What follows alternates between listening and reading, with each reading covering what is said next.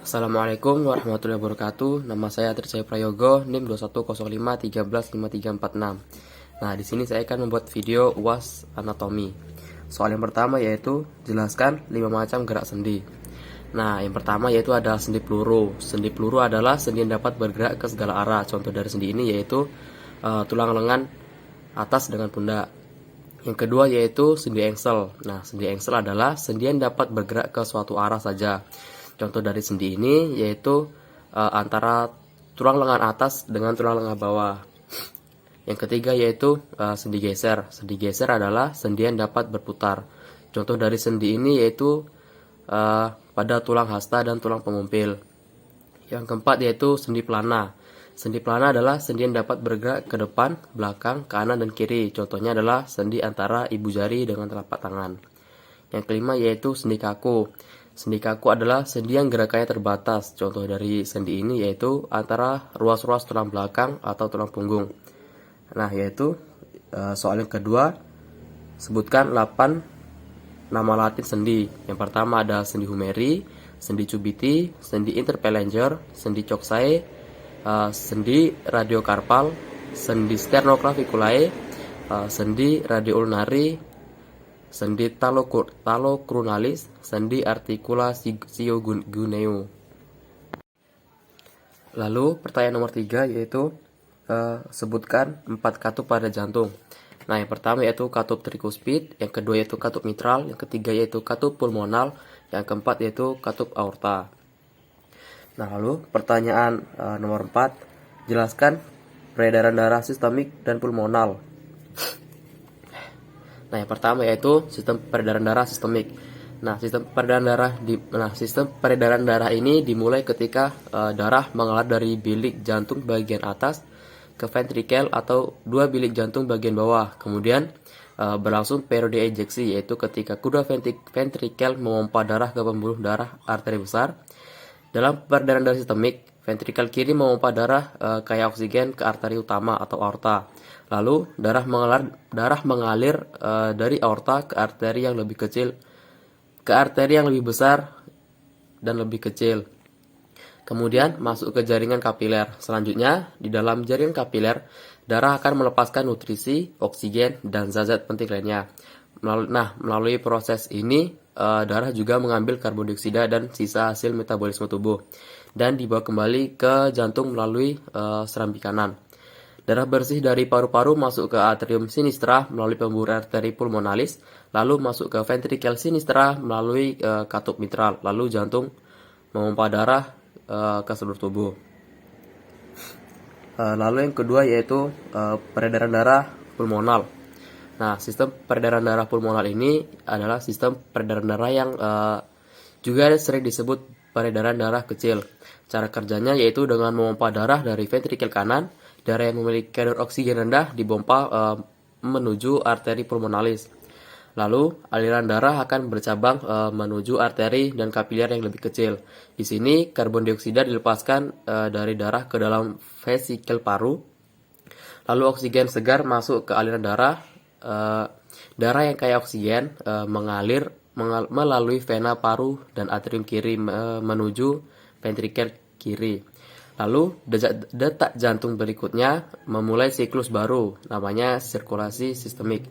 Nah, darah kotor dari tubuh masuk ke atrium dextra melalui pembuluh darah vena, lalu masuk ke ventrikel dextra melalui katup trikuspid, lalu jantung memompa darah ke paru-paru. Nah, lalu soal kelima yaitu jelaskan pengertian sistem respirasi dan 3 fungsi sistem pernafasan. Nah, sistem respirasi ini memiliki arti yaitu proses terjadinya pertukaran oksigen dengan karbon dioksida di dalam organ paru-paru setiap 3 hingga 5 detik.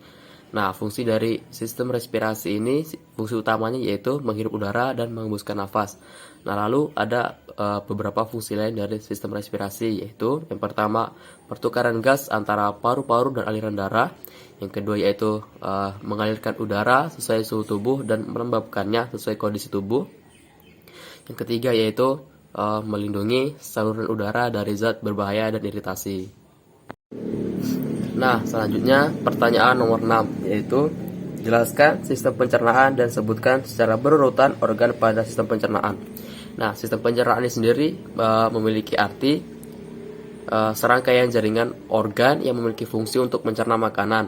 Nah, makanan-makanan tersebut akan diproses secara mekanik ataupun kimia. Nah, lalu organ pada sistem pencernaan yang pertama yaitu ada mulut, kerongkongan, lambung, usus halus, pankreas, hati, kantong empedu, usus besar, rektum, dan yang terakhir yaitu anus. Nah, selanjutnya yaitu soal nomor 7. Jelaskan mekanisme terbentuknya urin. Nah, biasanya tahapan pembentukan urin itu terdiri dari 3 tahap. Yang pertama yaitu filtrasi, yang kedua reabsorpsi, yang ketiga yaitu augmentasi atau sekresi. Nah, pada tahap filtrasi atau penyaringan, proses pembentukan urin dilakukan dengan bantuan ginjal. Pada waktu tertentu, sekitar 20% dari darah akan melewati ginjal untuk disaring. Hal ini dilakukan agar tubuh dapat menghilangkan zat-zat sisa metabolisme dan menjaga keseimbangan cairan, pH darah atau keasaman darah, dan kadar darah. Nah, proses penyaringan pun dimulai di ginjal. Darah yang mengandung zat sisa metabolisme akan disaring karena dapat menjadi racun untuk tubuh. Hasil penyaringan ini kemudian disebut sebagai urin primer. Nah, selanjutnya yaitu tahap yang kedua yaitu reabsorpsi. Nah, setelah tahap filtrasi, proses pembentukan urin selanjutnya adalah reabsorpsi, yakni atau penyaringan ulang. Sekitar 43 galon cairan melewati proses filtrasi. Sebagian besar akan diserap kembali sebelum dikeluarkan dari tubuh. Penyerapan cairan tersebut dilakukan di tubulus proksimal, nefron, tubulus distal, dan tubulus pengumpul. Nah, lalu air, glukosa, asam amino, natrium, dan nutrisi lainnya diserap kembali ke aliran darah di kapiler yang mengelilingi tubulus. Setelah itu, air akan bergerak melalui proses osmosis. Hasil dari proses ini adalah atau bisa disebut juga urin sekunder. Nah, lalu tahapan yang terakhir yaitu sekresi atau augmentasi. Nah, sekresi ini adalah tahap terakhir dari proses pembentukan urin. Tahapan ini juga menjadi bagian dari mekanisme tubuh untuk menjaga keseimbangan pH atau asam basa dalam tubuh. Lalu ion kalium, ion kalsium, dan amonia juga melewati proses sekresi. Proses ini dilakukan dengan meningkatkan sekresi zat. Lalu urin yang dibuat oleh proses ini kemudian mengalir ke bagian ginjal, tengah ginjal, di mana ia mengalir ke ureter dan kemudian tersimpan di kantung kemih. Selanjutnya urin mengalir ke uretra dan akan keluar saat buang air kecil. Nah, pertanyaan selanjutnya yaitu nomor 8. Sebutkan organ pada sistem indera beserta fungsinya. Yang pertama yaitu indera penglihatan atau mata. Nah, fungsi dari indera penglihatan ini sendiri yaitu untuk melihat. Yang kedua, memusatkan perhatian pada suatu objek. Yang ketiga yaitu menyesuaikan cahaya yang masuk. Selanjutnya yaitu dapat digunakan sebagai media komunikasi. Nah, lalu yang kedua yaitu indera pendengaran atau telinga. Indera pendengaran ini memiliki fungsi yaitu mendengarkan bunyi, menjaga keseimbangan, lalu tempat untuk mempercantik diri. Nah, yang ketiga yaitu indera peraba atau kulit. Nah, fungsi dari indera peraba ini yaitu tempat untuk mengeluarkan keringat, tempat untuk penimbun lemak, tempat untuk terbentuknya vitamin D,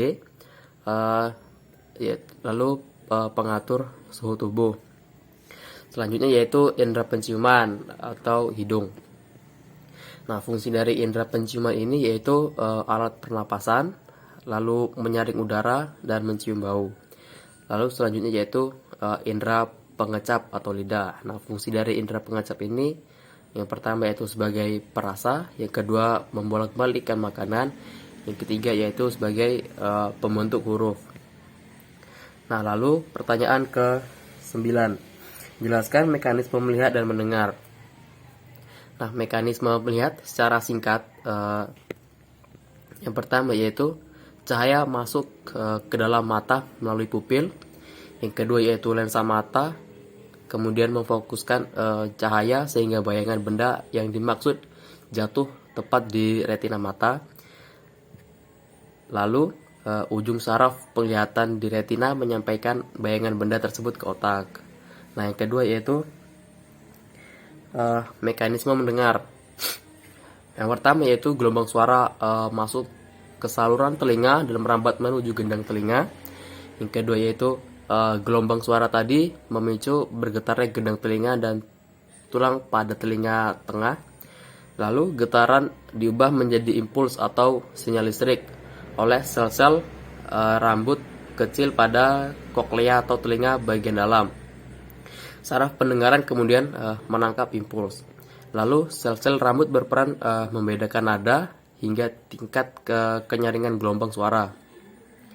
Biasanya telinga normal setidaknya memiliki 12.000 sel sensorik atau sel rambut. Sel sensorik ini menggetarkan membran di satu lokasi untuk setiap frekuensi suara, sehingga muncullah perbedaan nada. Nah, lalu impuls di saraf pendengaran diteruskan menuju otak.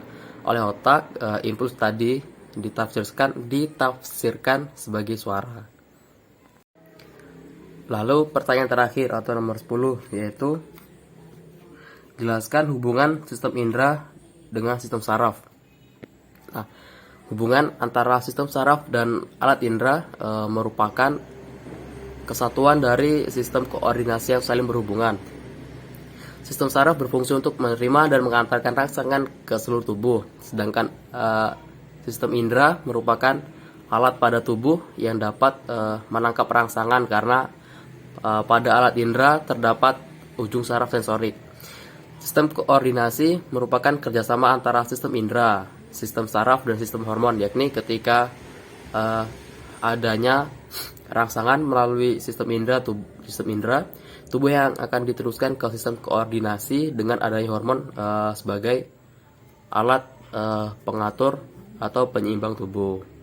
Nah, sekian video saya menjawab soal UAS. Jika ada kesalahan dalam menjawab, mohon dimaafkan. Wassalamualaikum warahmatullahi wabarakatuh.